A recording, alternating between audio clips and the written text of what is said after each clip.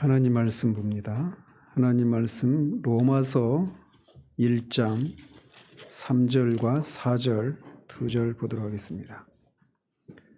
로마서 1장 3절과 4절입니다. 하나님 말씀이 이러합니다.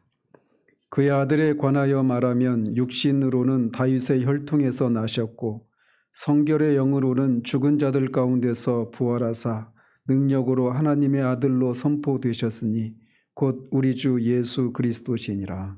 아멘.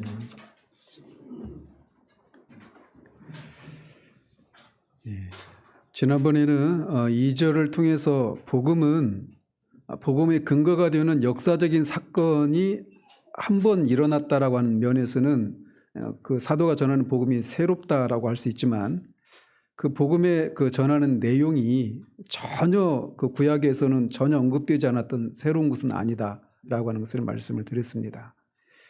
복음은 하나님께서 선지자들, 즉 성경을 통해서 그의 아들에 관해서 미리 약속하신 것이다라고 하는 것을 오늘 지지난주에 살펴봤죠. 자, 오늘은 복음에 대한 새로운 정의에 우리가 또 직면하게 됩니다. 그것은 복음이란 하나님의 아들에 관한 것이다 라고 하는 사실입니다. 복음은 하나님의 아들에게 일어난 일들이라고도 할 수가 있는 겁니다. 이것이 복음의 중추이고 핵심이라고 할 수가 있습니다. 즉 다른 말로는 하나님의 아들을 떠나서는 복음이나 기독교 자체가 존재할 수 없다라고 하는 것을 말해주는 것입니다. 아시는 분은 아시겠지만 기독교라고 할 때 그 기독이라고 하는 말은 한자어죠. 근데 이게 헬라어 크리스토스라고 하는 단어를 한자로 표기한 게 기독이라는 거예요. 우리말은 더 정확하죠. 그리스도. 그리스도나 기독이나 크리스토스나 다 똑같은 말을 한자어로 표기했느냐 우리말로 표기했느냐 이런 차이가 있는 겁니다. 그래서 기독교라고 하는 자체가 그리스도라고 하는 이 그리스도를 떠나서는 그 이름조차도 존재할 수 없는 것처럼 하나님의 아들이신 그리스도를 떠난 기독교는 있을 수가 없는 것입니다. 복음은 바로 이렇게 하나님의 아들 그리스도에 관한 것이다 라고 사도는 정의하고 있는 겁니다. 즉 다른 말로 예수 그리스도의 인격과 그가 하신 일에 대한 것, 그것이 바로 복음입니다. 여기서도 알 수 있듯이 복음은 거듭 말씀드리지만 우리가 무엇을 하는 것이 아닙니다. 복음은 하나님의 아들 그리스도에게 일어난 일들이에요. 그것을 우리가 믿는 것일 뿐이죠. 우리가 무엇을 하는 게 아니란 말입니다. 기독교는 그리스도 그 자신입니다. 그래서 그를 떠나서는 기독교도 복음도 존재할 수도 설 수도 없는 것입니다. 바로 이것이 기독교와 다른 종교를 구분짓는 결정적인 차이라고 할 수가 있습니다. 다른 모든 종교에도 그 종교의 핵심적인 그런 인물이 존재합니다. 예를 들면 불교에는 누굽니까? 부처죠. 석가모니예요. 그러나 석가모니가 없는 불교도 성립이 가능합니다. 왜냐? 석가모니가 말한 그 가르침만 있으면 되는 것이기 때문에 석가모니가 없어도 불교는 존재할 수 있는 거예요. 그 가르침을 따라서 각자가 부처가 되는 것, 이게 불교가 말하는 어떤 그냥 줄여서 말할 때 그것이 불교에서 말하고 있는 것 아니겠습니까? 마찬가지로 유교도 그렇죠. 공자가 유교를 창시했다 이렇게 말을 하는데 공자가 없어도 유교는 존재할 수 있습니다. 불교처럼 공자의 그 가르침이 교훈을 따라 살면 되는 거니까 말이죠. 이슬람교도 마찬가지입니다. 가장 뛰어난 선지자라고 말하는 마호멧이 없어도 이슬람교는 존재할 수 있습니다. 이런 인물들이 없어도 그들의 가르침은 남기 때문에 기독교가 아닌 다른 종교들은 그 종교의 핵심적인 인물이라고 하는 사람들이 없어도 얼마든지 존재할 수가 있어요. 그렇지만 기독교의 경우에는 그리스도가 없으면 그리스도의 가르침과 교훈이 남아 있어도 기독교는 설 수가 없는 겁니다. 그리스도의 인격, 그가 하신 일들이라고 하는 이 내용이 빠져버리면 그리스도의 그 가르침이 남고 그 가르침을 따라 사는 삶이 있어도 그것은 기독교가 아니란 말이에요. 산상수훈은 가장 뛰어난 예수님의 가르침이다라고 사람들이 말합니다. 그렇게 믿지 않는 사람들조차도 그렇게 인정하는 사람들이 있어요. 그런 가르침을 따라 산다면 이 세상이 얼마나 평화롭고 아름다운 세상이 될 것인가라고 하는 그런 얘기를 하곤 하죠. 그러나 그렇게 산에서 했던 그런 뛰어난 교훈인 산상수훈의 가르침이 있어도 예수님이 존재하지 않는다라면 기독교는 더 이상 기독교가 아니게 됩니다. 그분의 가르침이 아무리 뛰어난 것이고 그분의 삶이 아무리 정말 모든 사람들이 흠모하고 그렇게 본받을 만한 그런 삶이라 하더라도 기독교에서 그분을 제거하고 나면 기독교는 설 수가 없습니다. 기독교는 한마디로 그리스도 자신입니다. 성경으로 돌아와서도 마찬가지예요. 유대인들에게 가장 위대한 인물이라고 말한다면 아마 그들에게 율법을 준, 하나님의 말씀인 율법을 준 모세라고 그렇게 인정할 겁니다. 하나님은 모세를 통해서 이스라엘에게 율법을 주셨습니다. 그러나 꼭 모세여야만 하는 건 아닙니다. 얼마든지 하나님은 모세가 아닌 다른 사람을 통해서도 율법을 주실 수 있어요. 즉 율법이라고 하는 것에 있어서도 모세라고 하는 인물이 핵심적인 사활적인 그런 인물은 아니라는 겁니다. 다만 하나님께서 구원의 경륜 가운데서 모세를 통해 이스라엘에게 율법을 주시기로 작정하셨기 때문에 구원의 경륜 가운데 모세를 통해 율법을 주신 겁니다. 그렇지만 기독교에 있어서는 그리스도가 없으면 기독교는 더 이상 존재할 수가 없어요. 그래서 그리스도는 기독교에 있어서 중초의 핵심이고 그가 없이는 기독교 자체가 설 수 없다라는 겁니다.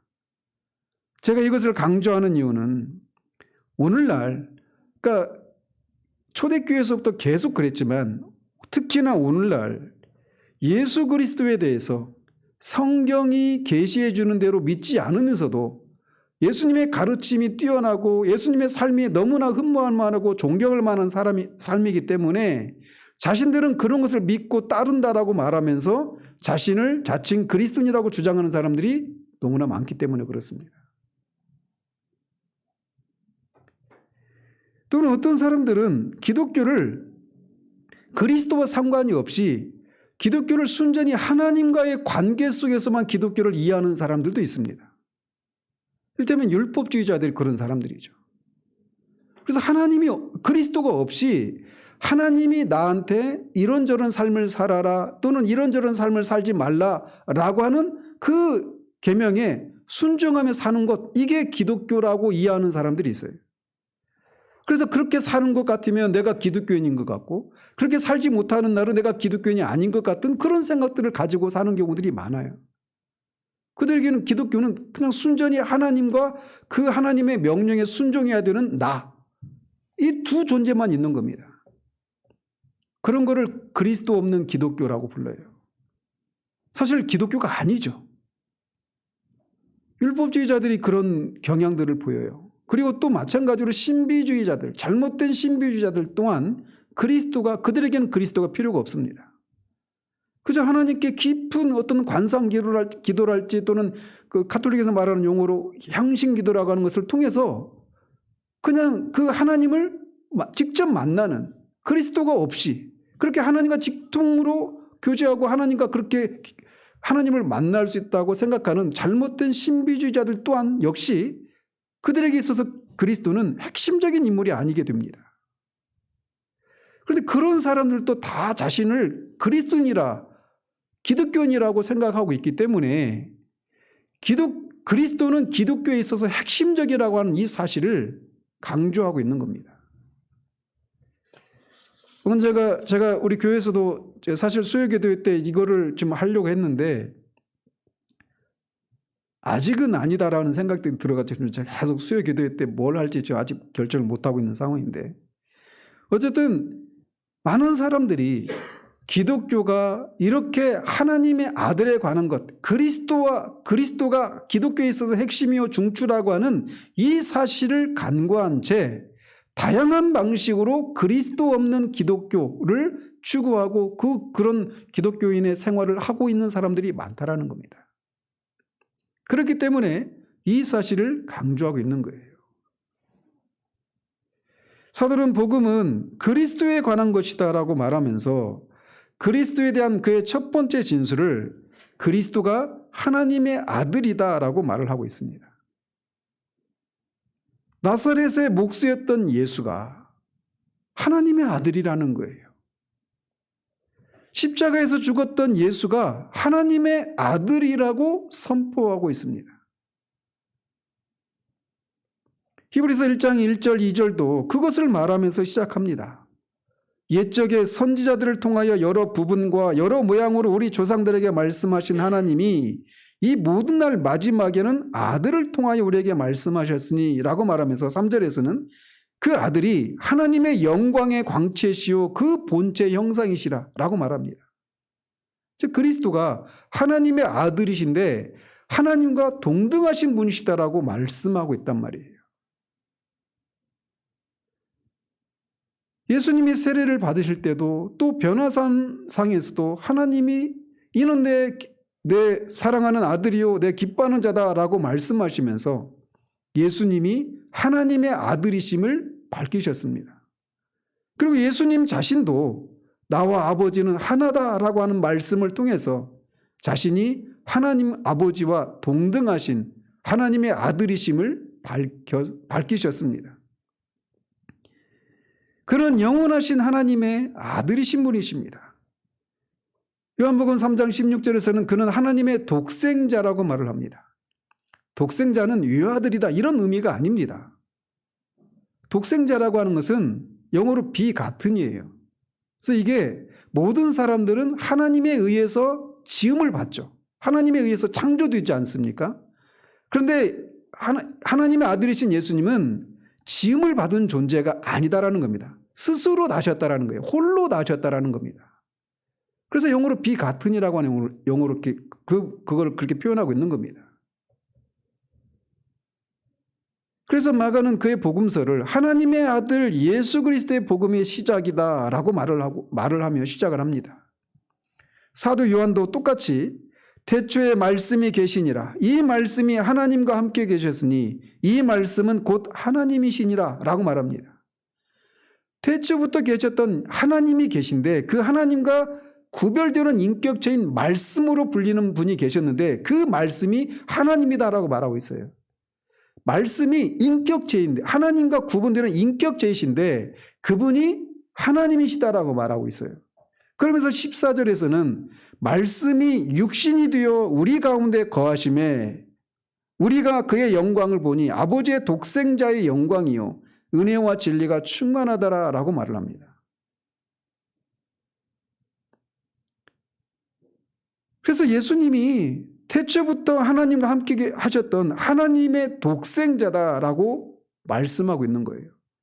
사람인데 그분이 하나님의 아들이시다라고 말하고 있단 말이죠. 예수 그리스도가 하나님의 아들이다라고 하는 이 진리는 우리가 역설해야 되는 중추적인 진리입니다. 사도 바울도 그것으로부터 시작을 하고 있어요. 그러면서 그는 3절과 4절에서 아들에 관한 두 가지 진술을 통해서 그리스도가 하나님의 아들이심을 역설하고 있습니다. 복음은 우리로부터 출발하지 않습니다. 우리가 당면한 어떤 난제나 어떤 경험으로부터 출발하지 않고 하나님의 아들에게 일어난 일에 대한 선포로부터 시작되는 것이 복음이에요. 그래서 복음은 우리가 무엇을 하는 것이 아니라 우리를 위해서 하나님이 그리스도를 통해서 무엇인가를 하셨다라는 것이에요. 그래서 그 하나님의 아들에게 어떤 일이 일어났다라고 하는 것을 선언하는 것, 이게 복음이란 말이에요. 자, 그렇다면 하나님의 아들에게 일어난 일은 무엇일까요? 먼저 3절의 사도는 육신으로는 다윗의 혈통에서 나셨다라고 말을 합니다. 즉 영원하신 하나님의 품에 계셨던 하나님의 아들이 육신으로는 다윗의 혈통에서 나셨다, 이렇게 말을 하고 있어요. 나셨다라고 하는 말은 되었다, 되셨다, 이렇게도 바꿔서 말을 할 수가 있는 겁니다.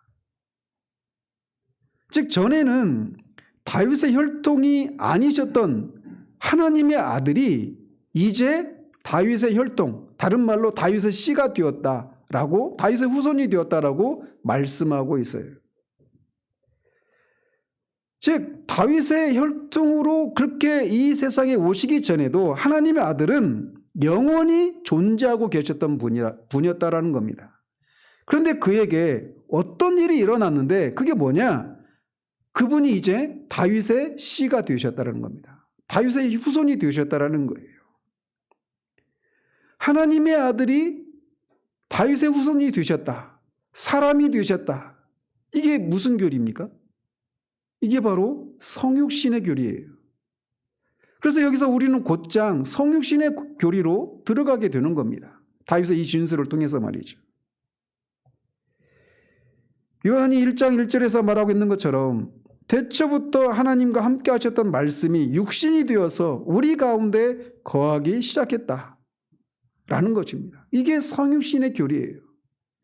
삼위일체의 두 번째 육격이신 분이 육신이 되신 사건, 이게 성육신의 사건입니다. 성경은 그것을 말씀이 육신이 되었다 이렇게 표현을 합니다. 말씀이 육신이 되었다 이렇게 말하고 있어요. 하나님이 육신이 되었다 이렇게 말하지 않고 하나님과 구별되는 인격이신, 육격이신 말씀이, 그 말씀이 하나님이신데 그 말씀이 육신이 되었다 이렇게 말하고 있단 말이에요. 막 막연하게 삼위일체 하나님이 육신이 되었다 이렇게 말하지 않고 삼위일체 두 번째 육격이신 말씀이, 하나님의 아들이 육신이 되었다 이렇게 말하고 있단 말이에요. 그게 성육신의 교리입니다. 성육신의 교리는 삼위일체의 두 번째 육격이 그 취한 그 인격이 단순히 사람이 되신 사건인데 그것은 단순히 어떤 겉모습이나 형태로만 그렇게 성육신을 하신 것이 아니라 진정한 성육신이었다라고 말하고 있는 것을 우리가 기억해야 됩니다. 예수 그리스도는 실제로 육체로 오셨습니다. 육체의 모양만 취한 게 아니란 말이에요. 그러니까 초기 이단들 중에 하나가 가연설주의자들이라고 하는 이단이 있었습니다.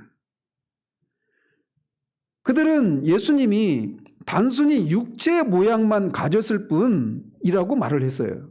실제 육체가 아니라는 것이죠. 그러나 예수님이 입으신 그 몸은 실제 육체이셨습니다. 잠시 동안 입고 있었던 것이 아니라 실제로 우리가 입고 있는 우리와 똑같은 육체였어요. 다만 죄가 없으셨다는 면에서 차이가 있을 뿐 우리와 똑같은 육신이었습니다. 그래서 피곤하고 목마르고 우리가 육체의 욕구와 똑같은 그런 욕구를 가진 그런 육신을 입으셨다는 거예요. 또 성육신에 의해서 그분이 새로운 인격이 만들어진 것이 아니라 삼위일체 두 번째 육격이 인간의 인성을 취하셨다라는 겁니다. 초기 기독교 초기에 많은 사람들은 예수 그리스도를 신성과 하나님의 아들이신 그 신성과 사람의 인성이 결합을 해가지고 제3의 어떤 인격체가 되었다라고 주장하는 사람들이 있었어요. 유티키스라고 하는 사람이 있었는데 그런 것이 아니라는 것입니다.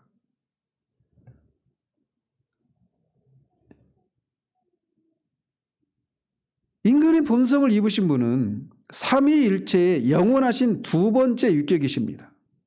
즉 새로운 인격을 취하신 새로운 인격을 취하신 것이 아니라 영원히 하나님의 아들이신 그 삼위일체 두 번째 육격이신 분이 스스로 인성을 취하신 거예요.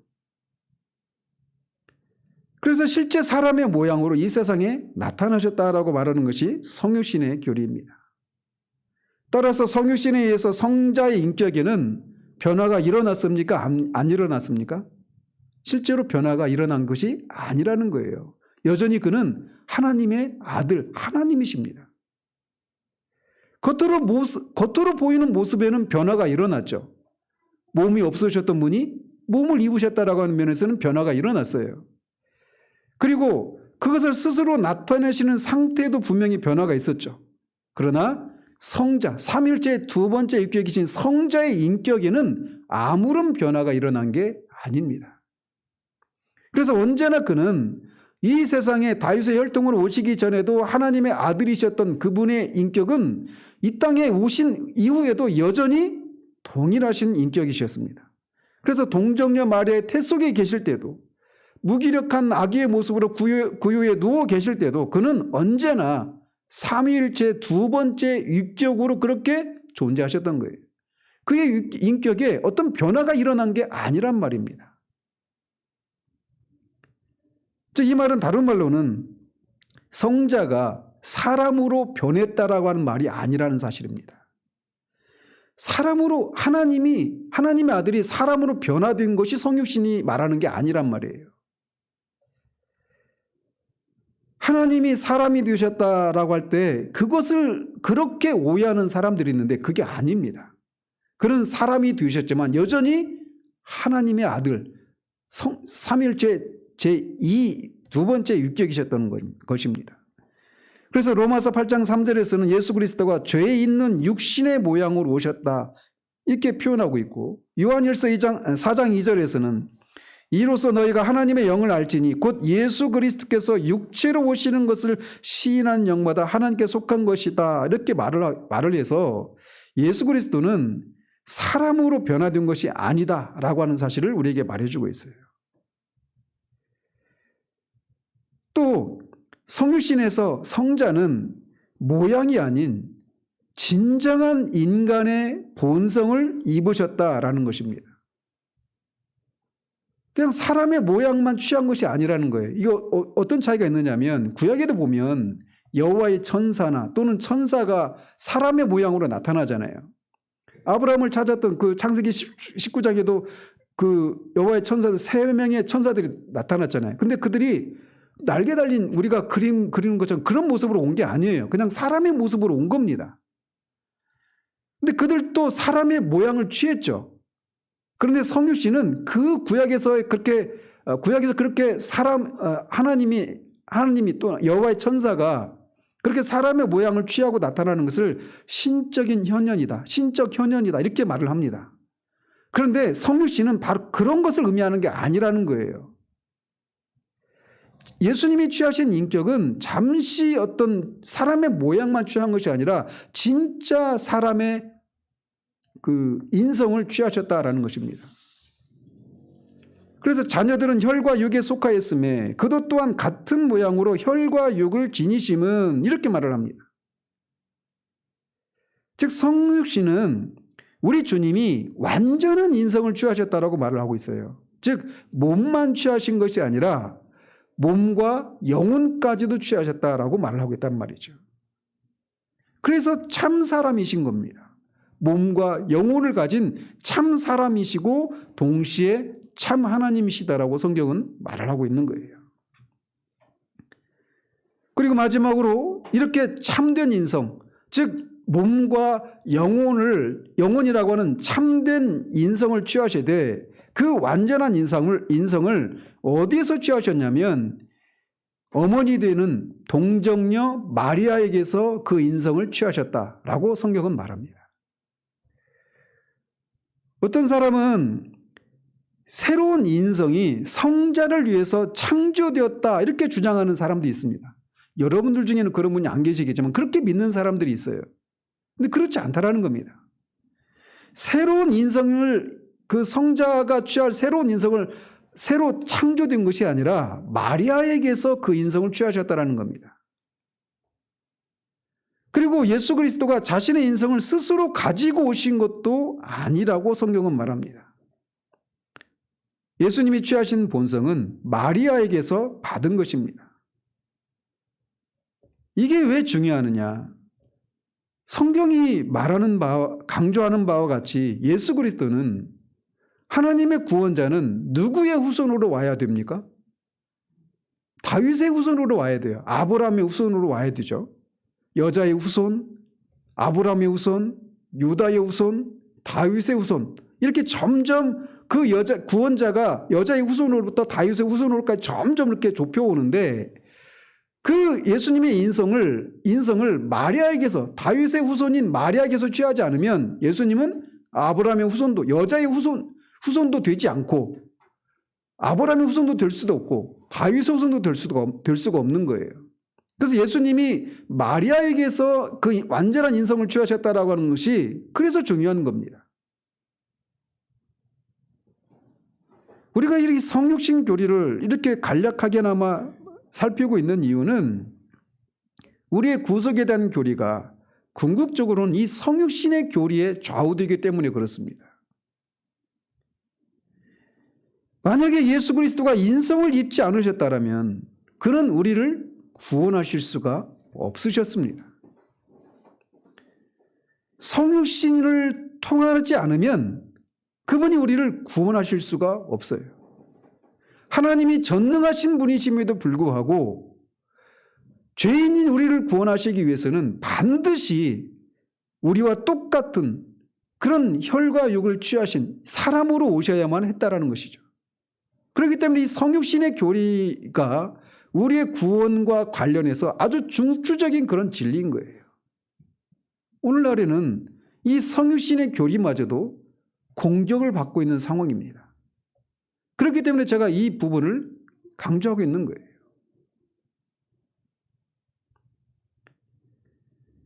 사도는 바로 3절에서 하나님의 아들이 육신으로는 다윗의 혈통이 되셨다라고 하는 말을 통해 하나님의 아들이 우리를 구원하기 위해서 사람이 되셨다라고 선언하고 있는 겁니다. 이게 바로 복음이에요. 하나님의 아들이 저와 여러분들을 구원하시기 위해서 저와 여러분들과 같은 참된 인성을 취하시고 이 땅에 오셨다는 겁니다. 누구의 혈통으로? 다윗의 혈통으로. 하나님의 아들이 사람이 되셨는데 특별히 많고 많은 사람들 중에 다윗의 씨로 나셨다라고 말을 하고 있습니다. 그래서 마태복음 1장 1절에서는 예수 그리스도를 아브라함과 다윗의 자손 예수 그리스도의 계보라 이렇게 시작을 합니다. 예수님이 아브라함과 다윗의 자손이다라고 선언하면서 복음을 시작하고 있어요. 예수님이 다윗의 자손이다라고 말을 하고 있는 것이죠. 여리고로 향하던 예수님을 향해서 그 소경이 다윗의 자손이여라고 하면서 자신을 불쌍히 여겨달라고 그렇게 외치죠. 예루살렘으로 입성하던 예수님을 잘못된 그런 그 메시아관을 가지고 그렇게 찬송을 한 것이긴 하지만 유대인들이 호산나 다윗의 자손 예수여라고 하면서 예수님을 다윗의 자손으로 이렇게 부르고 있습니다. 또 사도 바울은 디모데후서 2장 8절에서도 내가 전한 복음대로 다윗의 씨로 죽은 자 가운데서 다시 살아나신 예수 그리스도라고 말하면서 예수 그리스도가 다윗의 씨다, 다윗의 후손이다, 다윗의 혈통이다 이렇게 말을 하고 있습니다. 그렇다면 왜 사도 바울을 포함해서 성경이 예수 그리스도가 다윗의 씨로 오셨다라고 하는 것을 그렇게 강조하고 있을까라는 사실입니다. 여기는 두 가지 이유가 있습니다. 하나는 예수님이야말로 성경에서 약속하고 있는 구원자다, 메시아다라고 하는 것을 강조하기 위해서입니다. 앞에서도 잠시 말씀드린 것처럼 하나님은 아담이 타락하고 나서 그들에게 저주를 선포하실 때부터 구원자에 대한 약속을 해주셨습니다. 여자의 후손이 올 것인데 그 여자의 후손이 뱀의 머리를 상하게 해서 뱀의 노예로 살고 있었던 여자의 후손들을 구원할 것이다. 이게 창세기 3장 15절에서 말하고 있는 핵심적인 내용이에요. 그런데 그 여자의 후손으로 오신다는 말이죠. 근데 사람이 다 여자의 후손이죠. 그죠? 여자의 후손이 아닌 사람이 없습니다. 사람은 모두 다 여자의 후손이에요. 근데 이 여자의 후손이 누군지를 모르죠. 창세기 강의하면서도 말씀드렸지만 여자의 후손으로 오신다라고 하는 말을 들었던 이 아담과 하와가 구원을 받았을 것이다 이렇게 유추할 수 있다라고 말씀드렸잖아요. 왜 그래요? 그 말씀을 믿은 거예요. 어떤 것을 통해서 그게 입증되었느냐?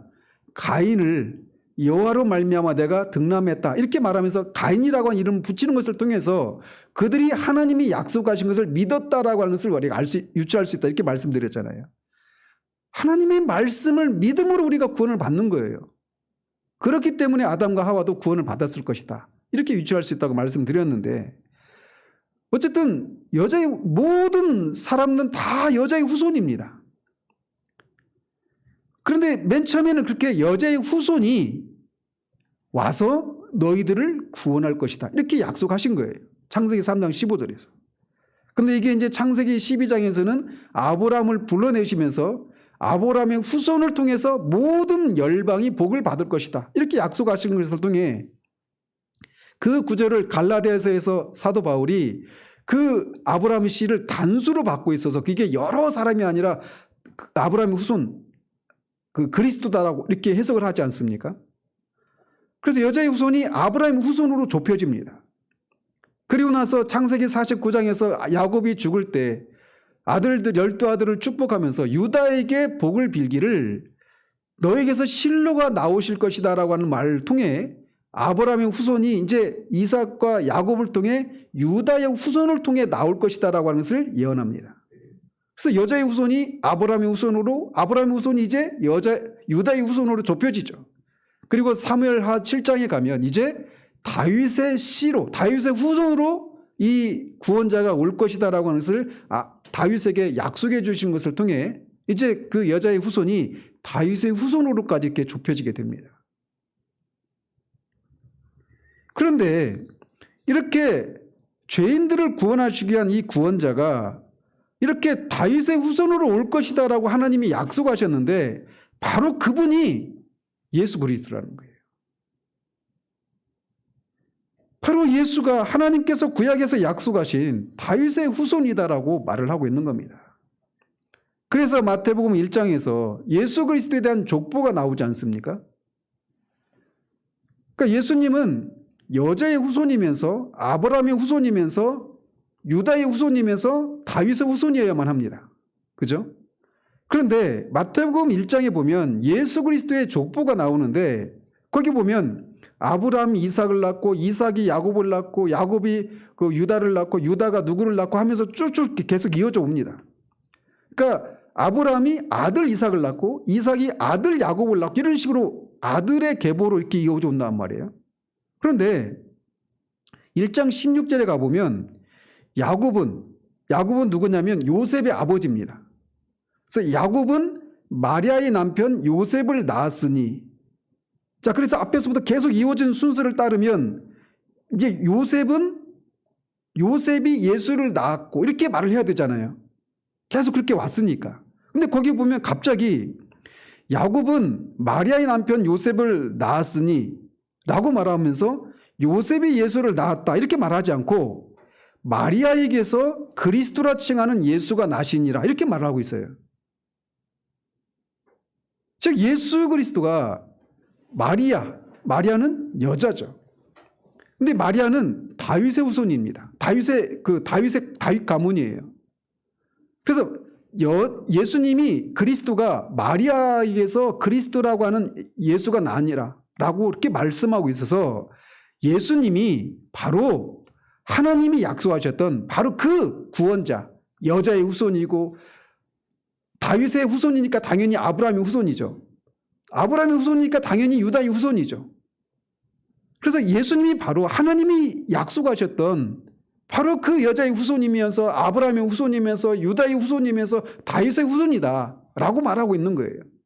그래서 예수님이 육신으로는 다윗의 혈통에서 나셨다라고 하는 것을 강조하고 있는 겁니다. 어떤 사람이 나타나서 나는 구원자다라고 말하면서 이런저런 이적을 행한다고 해도 어떤 놀라운 그런 가르침을 베푼다고 해도 그가 아브라함의 후손이 아니거나 다윗의 후손이 아니라면 그는 구원자가 될 수 있어요, 없어요? 구원자가 될 수가 없는 겁니다. 그런데 사도는 예수님이 바로 그분이다라고 말을 하고 있는 거예요.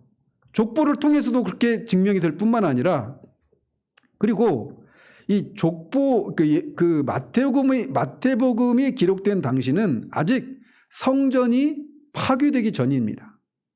예루살렘 성전이 AD 70년에 디도 장군에 의해서 완전히 파괴되는데 그때 어떤 일이 일어났냐면 그 성전에 보관되었던 그런 공적인 문서도 다 사라지고 족보도 사라져 버렸습니다.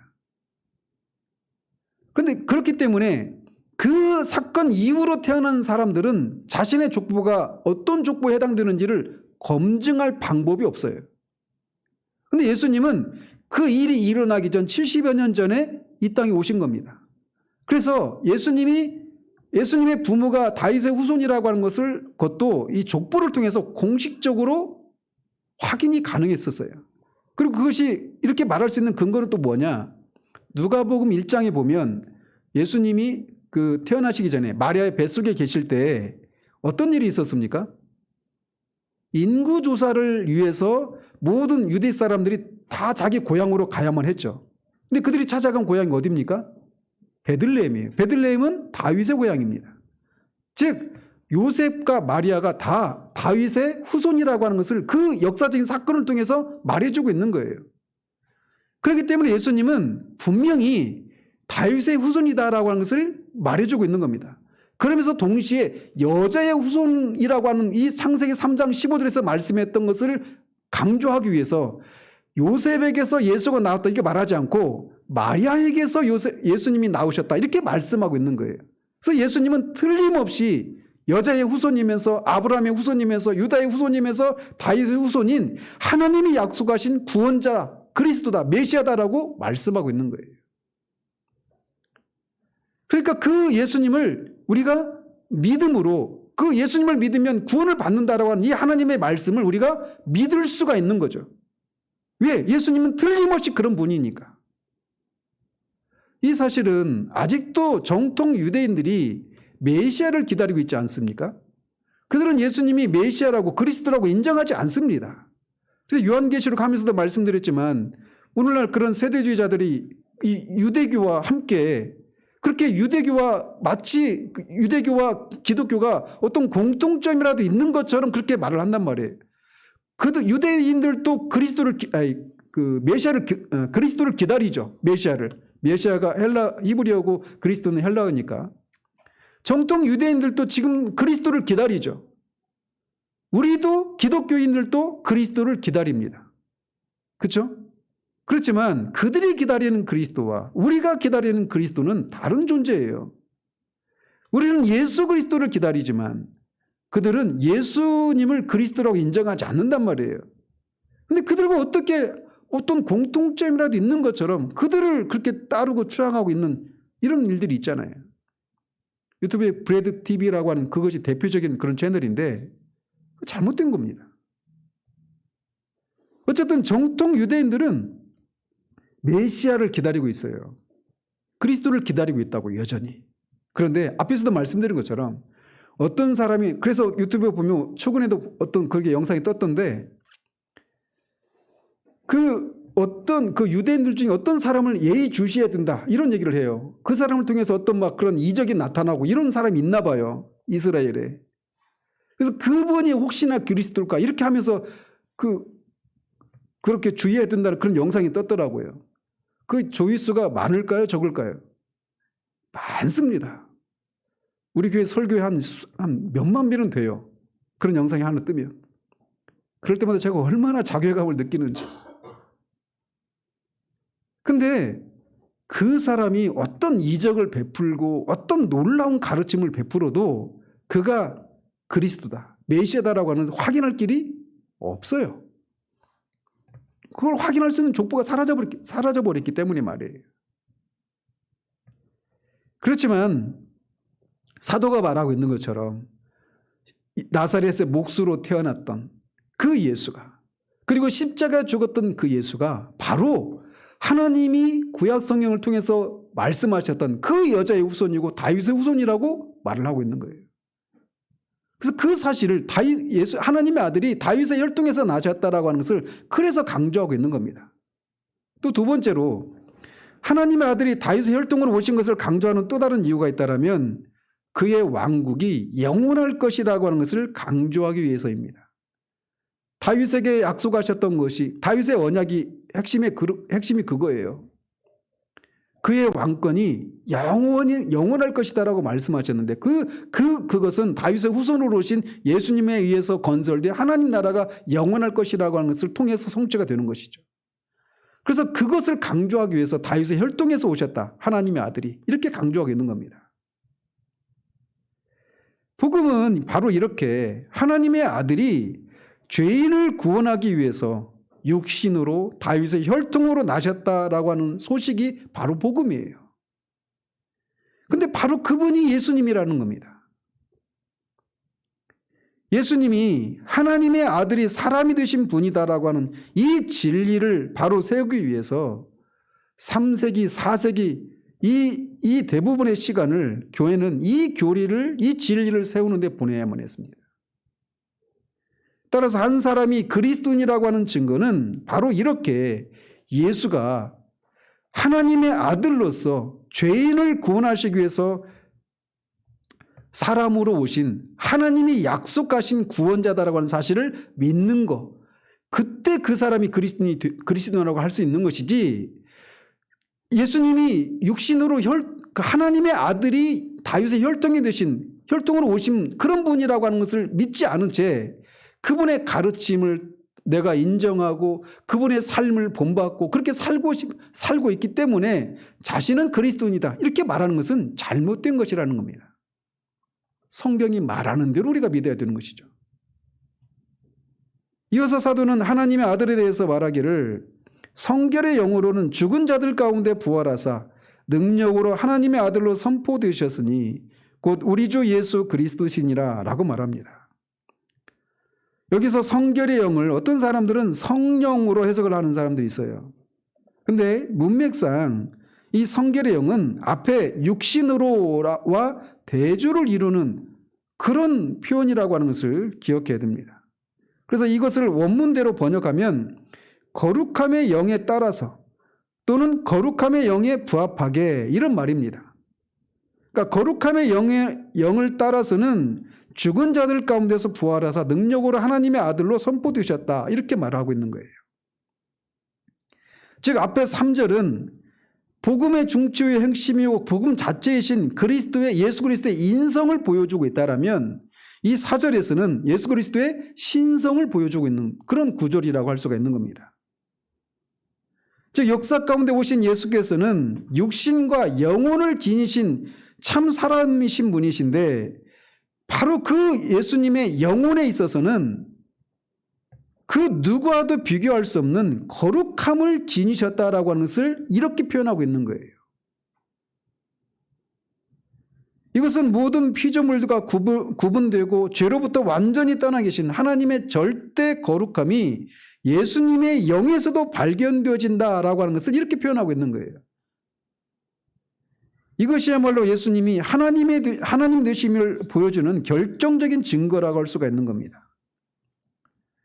그렇기 때문에 여기서 사도 바울이 말하고 있는 성결의 영은 성령이라기보다는 비록 예수님이 인간의 몸을 입고 이 세상에 오셨지만 그분이 취하신 영은 인간과는 구별되게 성결한 영을 가지신 것을 이렇게 표현하고 있는 거예요. 즉 3절과 4절은 3절은 인자로서의 주님을, 4절은 하나님의 아들로서의 주님을 이렇게 영과 육신이라고 하는 단어를 통해서 대조를 하고 있는 겁니다.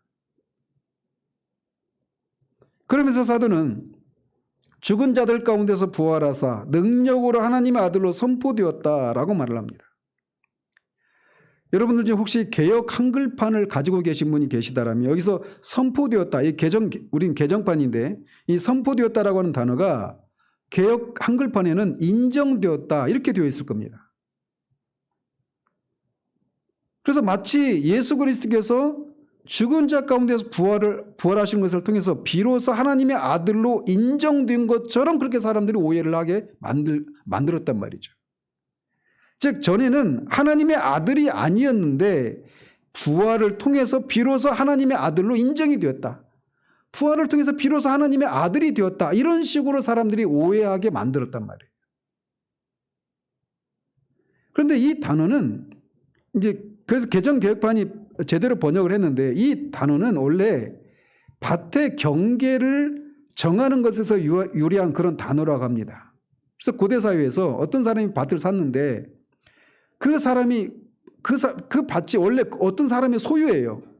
근데 그 소유를 확정짓기 위해서 뭐 말뚝을 받거나 또는 도랑을 파가지고 어떤 경계를 지어서 여기는 이 사람의 소유다 이런 식으로 표를 하잖아요.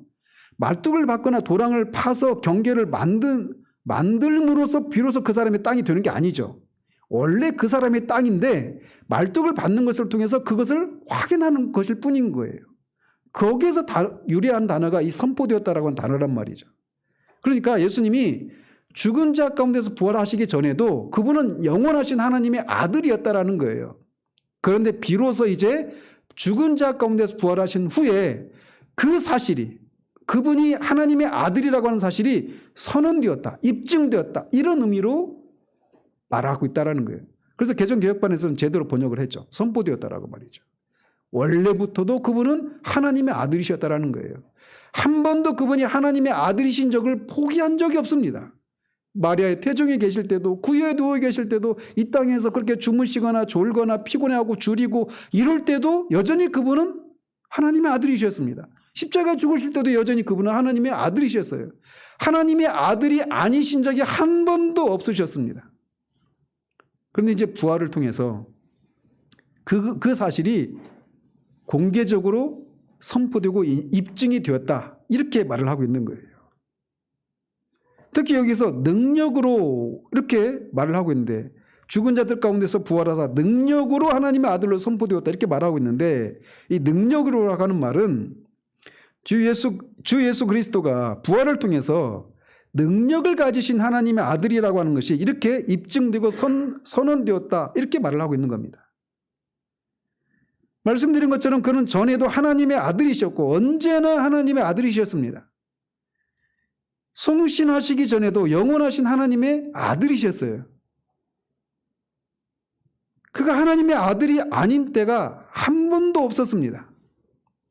이 사실은 굉장히 중요한 내용이에요. 고대 초기 기독교인들 중에 그리고 지금도 여전히 그런 사람들이 있는데 아리우스라고 하는 그런 장로가 있었어요. 아리우스라고 하는 사람이 예수님이 처음부터 하나님의 아들이 되었던 것이 아니라 부활하신 것을 통해서 비로소 하나님의 아들이 되셨다. 이렇게 말을 했습니다. 원래부터 하나님의 아들이었던 것이 아니라 그래서 하나님의 아들이 아니었던 적이 있었다라는 겁니다. 그리고 심지어는 예수님이 이 세상에 존재하기 전도 있었다라는 거예요. 그러니까 그분이 없었던 때도 있었다. 이렇게 말을 하기까지 합니다.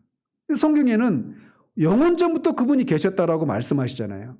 요한이 말하고 있는 것처럼 태초에 하나님이 계셨는데 말씀도 하나님과 함께 계셨고 그 말씀이 하나님이라고 분명히 말하고 있는데 아리우스는 그것을 부정하고 말씀이 육신이 되신 분이 예수라고 분명히 성경이 말하고 있는데 그것을 부인하고 하나님의 아들이 예수님이 없었던 적도 있었다. 다만 피조물들 중에 가장 먼저 지음을 받은 존재일 뿐이다. 라고 말을 하는 거예요. 그리고 자유주의 그런 아버지라고 부르는 슐라이어 마하라고 하는 신학자도 그걸 주장합니다. 예수님의 이 신성이 충만을 해서 비로소 하나님의 아들로 그렇게 인정이 되었다. 그렇게 말을 해요. 이거를 이제 조금 어려운 말로 그리스도가 그러니까 상승 기독론과 하강 기독론이라고 하는 용어가 있습니다.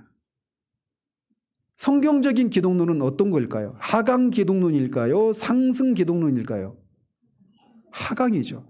하나님의 아들이 사람이 되어서 오신 겁니다. 사람이셨던 분이 부활을 통해서 하나님의 아들로 그리스도가 되어서 신분이 상승한 것이 아니라는 거예요. 이런 표현 하나하나가 다 중요한 것입니다. 그리고 이 표현 하나하나를 가지고 여러 가지 이단들이 나왔기 때문에 이런 것들을 하나씩 살펴가고 있는 거예요.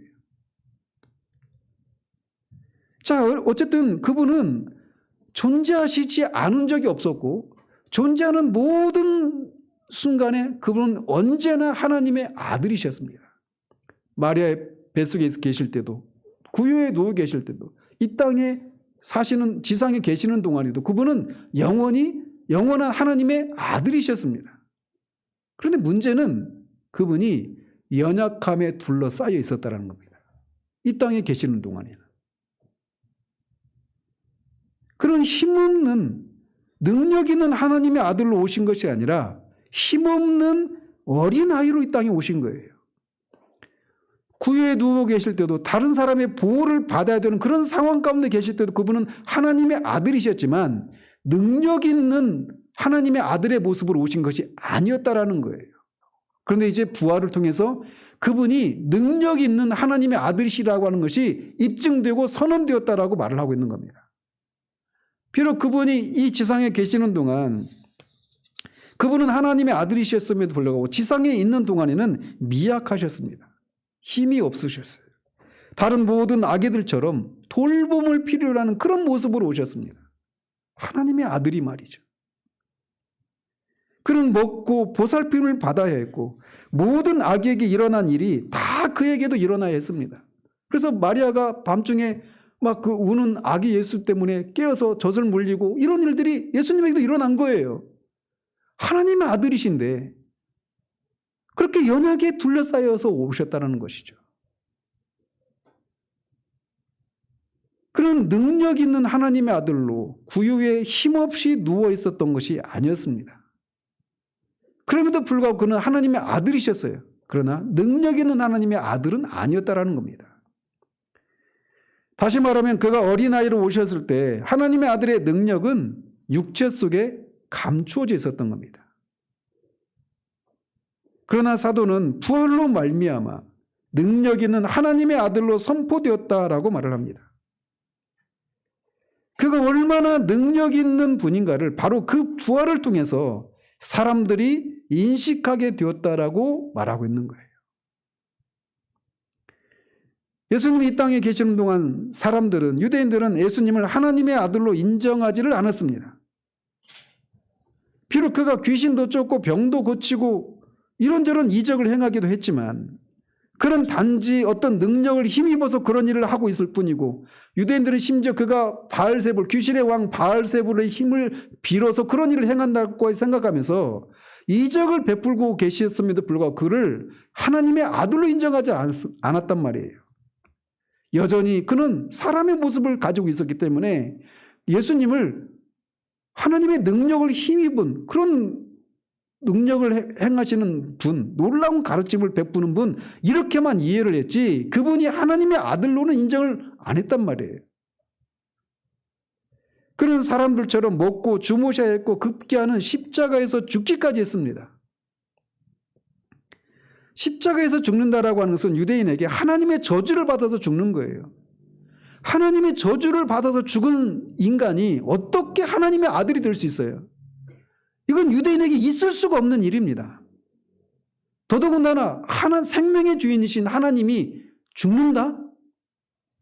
이건 도무지 받아들일 수가 없는 겁니다. 우리야 이 사실을 믿으니까 그냥 받아들이지만 유대인들의 입장에서 생각해 보십시오. 십자가에서 어떤 사람이 달려 죽는 것은 하나님의 저주를 받아 죽는 거예요. 그리고 어떻게 신이 하나님이 죽을 수 있단 말입니까? 죽는 신. 이게 어떻게 하나님이라고 할 수 있어요? 그리고 그가 어떻게 구원자라고 할 수 있느냐 말이에요.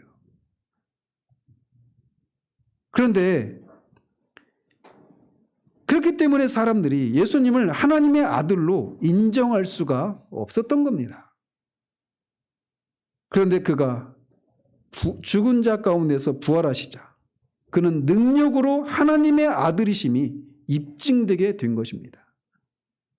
왜 부활이 그분이 능력으로 하나님의 아들이라고 하는 것이 입증되는 것일까요? 그거는 그 부활을 통해서 그분이 사탄의 권세를 물리치시고 승리한 것이기 때문에 그렇습니다. 사탄은 광야에서 40일을 줄이신 예수님께 나타나셔서 끊임없이 시험을 했죠. 3가지 시험을 했죠. 시험의 핵심의 내용이 뭡니까? 네가 하나님의 아들이라면 돌덩이를 떡으로 만들어라. 이 높은 곳에도 뛰어내려봐라. 그 시험의 핵심의 내용이 뭐예요? 영광스러운 방식으로 그 능력을 행해서 그런 돌덩이를 떡으로 만드는 그런 능력을 행하면 사람들이 너를 다 하나님의 아들로 인정하지 않겠느냐. 이 성전 꼭대기에서 이렇게 수백 미터 아래로 절벽 아래로 떨어졌는데도 안 다치고 천사들이 그의 발을 부딪히기도 않게 해서 보호해 주신다라면 사람들이 다 너를 하나님의 아들로 인정하고 그렇게 너를 경배하고 숭배하지 않겠느냐. 사탄이 말한 게 그거예요. 근데 예수님이 그것을 거절하시죠. 왜? 예수님이 하나님의 아들로 입증되는 것은 그분이 십자가에서 죽으시고 부활하시는 것을 통해서 입증이 되기 때문에 그랬던 거예요. 근데 이제 죽은 자 가운데 부활하셔서 그렇게 사탄의 권세를 물리치시고 부활하시는 것을 통해 그분이 정말 하나님의 아들이라고 하는 것이 입증이 된 겁니다. 뿐만 아니라 이 부활은 예수님이 죽음의 권세를 깨뜨린 것을 의미하기 때문에 그분이 능력으로 하나님의 아들이 입증된 사건이기도 합니다. 또 하나 죄 문제를 해결했다라고 하는 것을 의미하기 때문에 예수님의 부활은 그분이 능력으로 하나님의 아들로 입증되는 사건이었던 겁니다. 사탄과 죽음과 죄, 이것을 이길 수 있는 사람은 이 세상에 아무도 없었습니다. 그런데 예수님이 십자가에서 죽으시고 무덤에 갇히시고 사흘째 죽은 자 가운데 부활하심으로 말미암아 이 아담의 타락 이후로 그렇게 하나님이 창조하신 이 창조세계를 쥐락펴락하고 있었던 그 세상의 군주였던 사탄을 물리치시고 죄를 해결하시고 사망의 권세를 깨뜨리신 것입니다. 마치 삼손을 둘러매고 있었던 그 삼줄을 불탄 삼줄처럼 그렇게 끊어버리는 것처럼 삼손을 잡기 위해서 그렇게 가둬놨던 그 성문의 그 문틀을 그가 막 다 허물어버리고 어깨에 메고 그렇게 해문산으로 올라가는 것처럼 예수님이 죄와 사망과 사탄의 권세를 깨뜨리시고 그렇게 오래도록 그렇게 사람들을 압제했던 사람들을 그렇게 종노를 시켰던 죄를 사망을 사탄의 권세를 깨뜨리신 사건이 부활이기 때문에 그가 죽은 자 가운데서 부활하신 것이야말로 그가 능력 있는 하나님의 아들이라고 하는 것이 입증되는 결정적인 사건이었던 겁니다.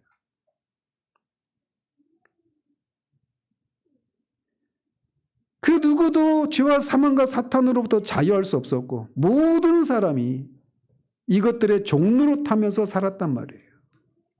그런데 예수 그리스도께서 십자가에 죽으시고 다시 살아나심으로 이것들을 이기신 겁니다. 따라서 부활은 그가 능력 있게 하나님의 아들로 입증된 사건이었던 겁니다. 사도는 지금 그것을 말해주고 있는 거예요. 복음은 바로 이 하나님의 아들에게 일어난 일들을 선포하는 것이 복음입니다. 하나님의 아들이 하나님이 약속하신 대로 여자의 후손이면서 다윗의 혈통으로 오신 분이시다. 근데 그분이 바로 예수 그리스도다라는 겁니다.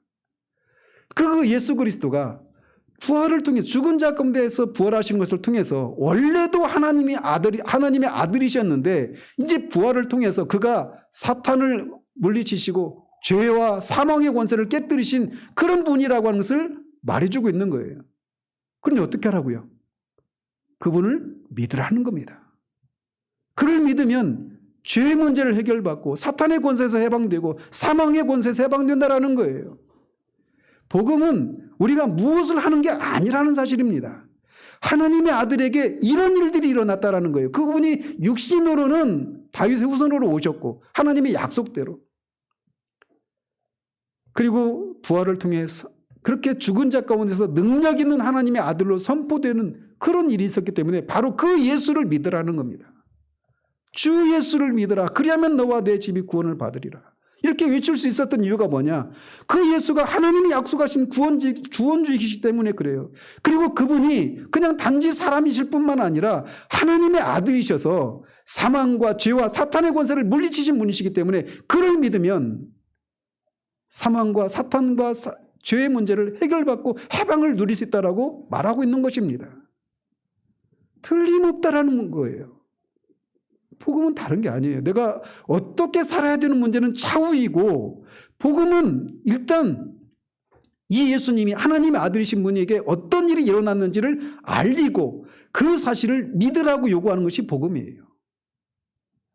그러니 예수님은 틀림없는 하나님이 약속하신 또 다른 구세주는 없습니다. 또 다른 구세주가 올 수가 없어요. 확인할 길이 없습니다. 바로 이 예수님이 저와 여러분들을 구원하실 수 있는 유일한 구원주이십니다. 하나님이 약속하신 바로 그 구원주이십니다. 그리고 그분은 부활을 통해서 그분이 사탄과 사망과 이 죄 문제를 해결하신, 그래서 능력 있는 하나님의 아들이시라고 하는 것이 입증되었기 때문에 그분을 믿으면 우리가 그런 모든 노예 상태로부터 해방될 수 있다라고 하는 것이 성경이 우리에게 말해주고 있는 거예요. 그러니 주 예수를 믿으십시오. 그분은 틀림없는 우리의 구원주이십니다. 그를 믿으면 죄 문제가 해결이 됩니다. 사망의 문제가, 사망이 더 이상 우리에게 왕노릇하지 못합니다. 사망아 너희 쏘는 것이 어디 있느냐, 무덤아 너희 이기는 것이 어디 있느냐라고, 사망아 올 테면 오라고 외칠 수 있게 만드신 분이 바로 이분이다라고 말하고 있는 거예요. 그렇기 때문에 이 사실을 우리에게 말해주고 있는 거예요. 그리고 이 사실을 아는 것은 우리가 받은 구원이 얼마나 안전한가를 우리에게 말해주는 겁니다. 하나님의 아들이 사망과 죄와 사탄의 권세를 물리치신 사건이 부활이 의미하는 거예요. 그렇기 때문에 그를 믿으면, 그래서 그 안에 있는 자들은 결코 그 구원을 잃어버릴 수 없다라는 겁니다. 그거를 계속 로마서에서 계속 말해주고 있는 거예요. 이런 모습으로 저런 모습으로 계속해서 우리가 받은 구원이 얼마나 안전한지, 얼마나 완전한지, 얼마나 영광스러운지를 이런 모양 저런 모양으로 계속해서 우리에게 말해주고 있는 겁니다. 무려 16장에 걸쳐서 말이에요. 그러니 우리가 구원을 받았다라고 하는 이 사실을 아는 것에서 우리가 얼마나 많이 알고 있습니까? 일단 여기서 사도는, 복음은 하나님의 아들에게 일어난 일들을 우리에게 말해주는 것이 복음인데, 그 하나님의 아들에게 어떤 일이 일어났느냐? 그가 육신으로는 다윗의 혈통으로 오셨다. 그래서 그분이 바로 하나님이 약속하셨던, 창세기 3장 15절부터 약속하셨던 그분이다. 오래도록 기다렸던 바로 그분이, 그 구세주가 바로 그분이다. 4절 끝말에서 우리 주 예수 그리스도인 이렇게 말하잖아요. 그분이 바로 그분이라는 거예요. 그리고 그분이 구세주일 수 있는 것은 우리와 같이 혈과 육을 입으셨을 뿐만 아니라 또 하나님의 아들이심을 포기하지 않으시고 그 하나님의 아들이심을 인해서 죄와 사망과 사탄의 권세를 물리치셨기 때문에 누구든지 그를 믿으면 죄로부터 해방을 받고 사망의 권세로부터 벗어나고 사탄의 권세에서 벗어나서 사탄을 맞서 싸울 수 있는 그런 사람이 될 수 있다는 것을 우리에게 말해주고 있는 겁니다. 이 예수를 믿으십시오. 여러분이 이 예수를 믿었다면 여러분의 구원은 그 어떤 것으로부터도 안전합니다. 왜? 그분은 하나님의 아들이시니까. 기도하겠습니다. 하나님 아버지, 얼마나 많이 예수 그리스도가 이 기독교의 중추의 핵심임에도 불구하고 그리스도가 없는 기독교인의 삶을 살아가고 있는 줄도 모른 채 그렇게 살아가는 사람들이 많은지요. 복음은 하나님의 아들에게 일어난 일들에 관한 것이라고 하는 것을 이 두 절을 통해서 우리가 살폈습니다. 하나님의 아들에게 일어난 두 가지 일은 그가 육신으로 다윗의 혈통으로 오셔서 하나님이 에덴 동산에서 약속하셨던 바로 그 여자의 후손이며 우리의 구원자이심을 우리가 이 말씀을 통해 다시금 확인받게 됩니다. 그러나 그분이 여자의 후손이며 또 다윗의 후손일 뿐만 아니라 죽은 자 가운데서 부활하심으로 죄와 사망과 사탄의 권세를 물리치셔 능력으로 하나님의 아들로 입증되고 선언되었기 때문에 그분은 틀림없이 우리의 구원자이시며 우리를 죄로부터 사망의 권세로부터 사탄의 권세로부터 능히 건지실 수 있는 분이심을 성경이 선포하는 것을 살폈습니다. 우리 중에 아직 이 예수를 자신의 구주로 믿지 못하고 있다면 성경이 입증하는 바, 하나님이 입증하고 있는 바대로 그 예수를 자신의 구주로 오늘 그렇게 믿는 일들이 일어날 수 있도록 역사해 주시옵소서. 그리고 이미 그렇게 예수님을 믿었다라면 우리가 이후의 삶 가운데서 내가 과연 그리스도인이 맞는가라고 하는 그런 의심을 불러일으킬 수 있는 그런 내용들이 우리의 삶 가운데서, 우리의 존재 가운데서 발견될 때마다 우리의 구원의 근거가 우리에게서 있는 것이 아니라 바로 우리의 구원자이신 바로 이 예수님이 하나님의 아들이시고 하나님이 약속하신 구원자라는 사실, 그리고 그 구원을 필요한 일들이 이미 다 이루어졌기 때문에 우리가 그 사실 안에 그 진리를 믿는다라면 그 그리스도 안에서 우리가 우리 영혼이 안전함을 우리가 기억하고 우리 양심의 송사와 사탄의 참소에 맞서 싸울 수 있는 진리로 무장된 그런 우리들 될 수 있도록 도와주시기를 원합니다. 예수 그리스도 이름으로 기도합니다. 아멘.